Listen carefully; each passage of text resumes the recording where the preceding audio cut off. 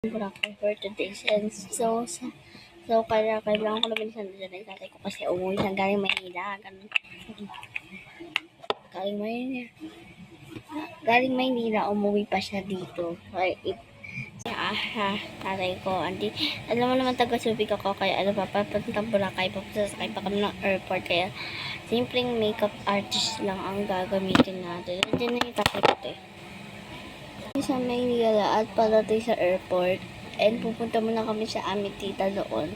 Tatay ko sa yung kapatid kong isa, magmamaynila kami. And jowa.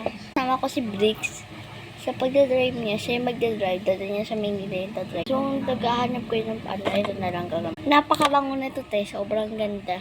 Sama namin yung tatay ko sa kayong kapatid kong isa sa si Bricks. May nalalakaring bago kami dumiretso ng Maynila papunta sa airport. Sa airport, yung sasakyan pa namin. Sasakay pa kami ng bus. Sasakay pa kami doon sa